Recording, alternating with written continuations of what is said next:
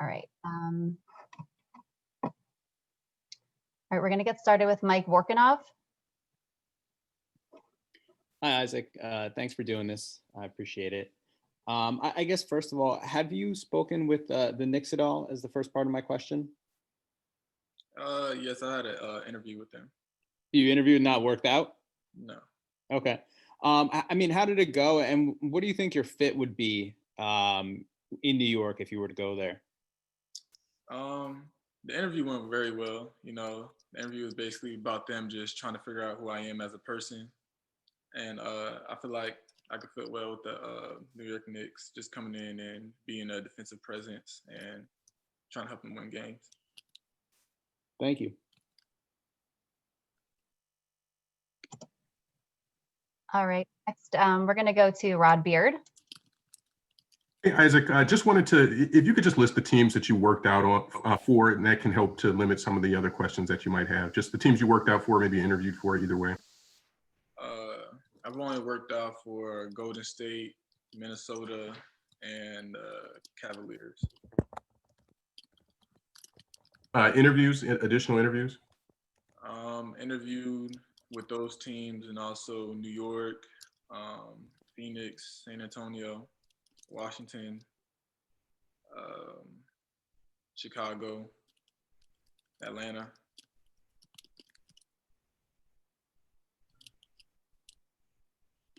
Appreciate it, man. No problem. All right, we're going to move to Darnell Mayberry. Hey, Isaac, thanks for doing this, man. I'm here in Chicago. I'm curious to know how you think you might fit with the Bulls if they drafted you at 4. And then also, what do you think separates yourself from the rest of the class? I feel like I could fit in with the Bulls by just, bringing a winning culture that I have, and also just coming in and being a two-way player, stopping the best team's player and also going out on the offensive end and contributing on that end. And I feel like what separates me from everybody else in this draft is just my willing to win, my willing to do anything to help a team win, coming in and just playing my role into being a defensive player. Thank you. All right, we're going to move to Martenzie Johnson. Hi, Isaac. There could be a record-setting amount of players with Nigerian ancestry drafted next week. How does it feel to be a part of what could be a special draft for Africa's most populous country? I mean, it's gonna be very special. There's a lot of Nigerians that actually know how to play basketball and are really good at basketball. And now that the world is going to get put on notice that there are a lot of Nigerians, I feel like it's a special thing. And how have successes of like Giannis Antetokounmpo, Victor Oladipo, go back to Hakeem Olajuwon, how's that impacted you as a Nigerian American trying to make it into the league? I mean, it's motivation. Just seeing that they're able to get to where you want to be at motivates you every day to go out there and try to go be there too. Thank you.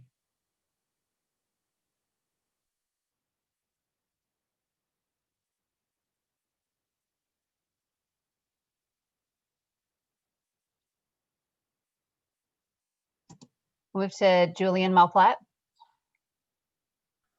Hi, Isaac. How are you? Doing good. How about you? Thank you. Great. So I wanted to know, you're expected to be one of the NBA draft best defenders of this year. But on the offensive end, what do you think you're going to bring to an NBA team? Some can be quiet about your shoot. So what kind of player do you want to be in an offense on an NBA? And do you think that your offense is overlooked? I'm just trying to be an all-around player, willing to do anything on the offensive end and defensive end to help my team win. I feel like I can contribute on the offensive end by attacking the rim, drawing contact, and getting to the free throw line, and also just driving and finding open teammates. All right, thanks. Great. All right, we'll move to Alder Almo. Hi, Isaac. Thank you for doing this. Isaac, can you tell us what are your biggest takeaways from this whole draft process and the teams you have met with? I can't quite hear you. I think your mic is breaking up. Can you tell us your biggest takeaway from the meetings you've had with the teams and the teams who work you out with? I still can't hear you. Can you hear me now? Yeah, I heard you a little bit. Yeah. I'm asking if what's your biggest takeaway from the team meetings you've had? My biggest takeaway is just all the teams just telling me how fast the process is gonna go after draft day, but how the next day you're just getting shipped off to where you're going, just how fast the process is to go by just working out with the team and training camp happening, and how fast the season is going to go. Thank you. All right, we'll move to Spencer Davies. Hey, Isaac. I was just kind of curious, what at the next level do you anticipate is going to be your biggest challenge? And then what part of your game do you feel like will translate easily? I mean, obviously you're a great defender and your length is going to be great for the versatility aspect, but just kind of curious about the challenges that it's going to come to you and what will translate easiest. I feel like just coming into the NBA, you got to learn the pace of the NBA. You know, it's way different from high school and college. So just coming in and just learning the pace from the NBA is probably going to be the biggest challenge. And I feel like my first step into the NBA, just playing defense, is going to be something I'm going to be good at already. All right, next we got Jonathan Macri. Hey, Isaac, thanks so much for doing this, man, and congratulations on everything. I was speaking to Coach Flanagan a few weeks ago, and he said that he walks in the morning in Auburn, and you're already there working out 7:30 a.m. Have you been focusing on working on anything in particular in your game and all the time that you've had off preparing for the draft? I've just been working on all aspects of my game, you know, ball handling, shooting, just slides on defense, just playing pickup games on the weekends with the team down there, 5-on-5, 1-on-1s, 2-on-2s. Just working on all aspects of my game and trying to polish everything. Okay, thank you. No problem. All right, we're going to move to Dwayne Rankin. Thanks, appreciate it. Isaac, obviously another guy, it's not gonna be a lot of SEC guys drafted, but one of them being Aaron Nesmith. You guys had a great game with Vanderbilt in that matchup. But what do you see in his game that you feel like will be effective for him at that next level? I feel like he was real good at kind of off down pins and shooting threes and just, you know, coming off screens to shoot threes and creating space off the dribble. And just to follow up, you said you talked with the Suns, didn't do a workout with them. How could you see yourself fitting in with them, and how was that conversation with Phoenix? I can see myself fitting in with Phoenix just by, again, coming in and just having that defensive presence, because that's what really every team liked about me, was just coming in and having that defensive presence and being willing to guard the other team's best player and shutting them down. And the interview went very well. Again, they just want to learn me as a person and just as a player. Thank you, sir. Appreciate it. No problem. Sorry, Chris Miller. Thanks, appreciate that. Isaac, you said you interviewed with the Wizards. In terms of your studying of that organization, what would it be like to play with two guys that are already established as stars in Wall and Beal? It would be great, honestly. You know, going into a veteran team like that with John Wall and Bradley Beal, I feel like they would help me learn as a player coming in as a rookie and benefit me in the future. And I'm interested to know, could you play with them? You know, maybe as a three. How do you see kind of like playing with a backcourt like that? Yeah, I can see myself playing as a three and you know, just playing defense and running in transition and getting easy, fast break points. Appreciate that, man. Best of luck to you. Not a problem. All right, next, Kevin O'Connor. Yeah, Isaac, you were asked a little bit ago about your overall offense, and you mentioned, you know, attacking closeouts and passing, and those are things you're definitely really underrated and really good at. You know, with the jumper, I'm curious, you know, how would you grade where your jumper was during the college season, and how would you grade it where it is now, and what's the difference and what changed between then and now? I would say during the college season, it was probably like a C+, but I feel like right now, I've been working every day, just putting up a lot of shots, and I feel like right now it's around like a B+, A. I feel like just taking more time on my jump shot and just being more fluid with it, just learning how to get the ball higher. During the college season, I shot a lot of flat balls, but I'm just learning right now just to shoot that high and get a higher arc on it. Next, Chris Fedor. Hey, Isaac, thanks for doing this, man. So I'm here in Cleveland and you worked out for the Cavs. What do you feel like you were able to show them in that workout? And then a follow-up is, what's your relationship like with Colin Sexton and what would it be like to potentially play with him? I feel like during all my workouts, I showed all the team my offensive abilities. I feel like they came in thinking my offense was one of my weaknesses, but they left knowing that is one of my strengths. So I felt like showing them my shooting abilities, my playmaking abilities, and my slashing abilities was good. But playing with Colin, being from where I'm from, I had battles with him in high school. So, I mean, it would be great. Both of us are competitive, so just having those two competitive people on the team would also be great.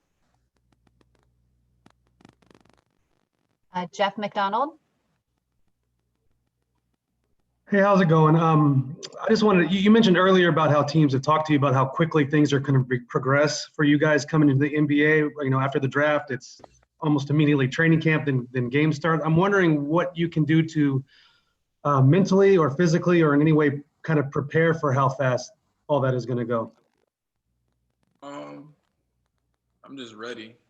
I think I've been mentally and physically ready all my life. Been preparing for this day and this moment to happen. So I feel like I'm already ready for all this to happen.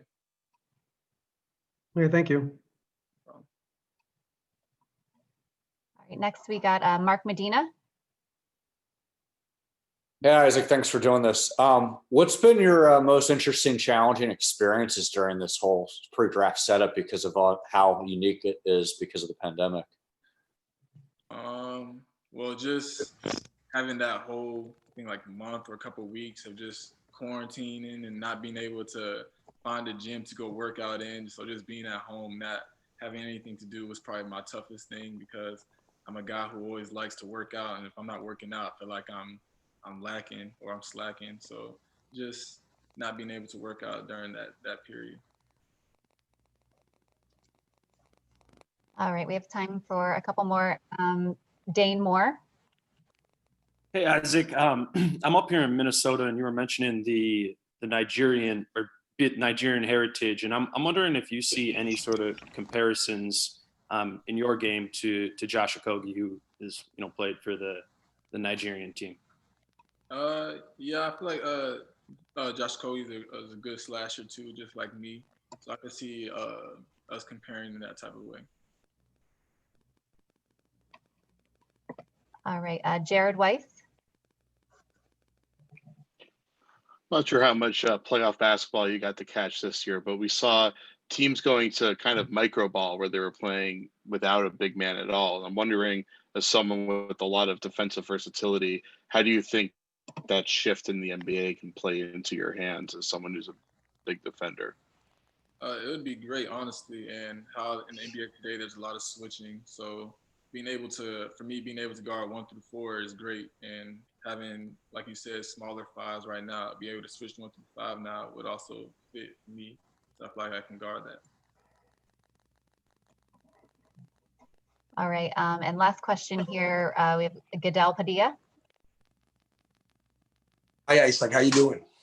Good. There's a lot of speculations in this draft, especially the 2020 draft, where the top guys, they're thinking about signing and trade, and there's a lot of rumors out there. What do you feel you have in your game that whoever selects you will stick with you for 3 years? I feel like it's just my defense and what I bring on the court. From what you've seen at Auburn, I just brought a winning culture, and I just gave everything I had on the court. And also just my high character. There's nothing that I do that's bad. I'm locked in. I'm just there to play basketball and win games. You listed as a power forward, small forward. Where do you feel more comfortable at the NBA level? Small forward. Small forward. Thank you. No problem.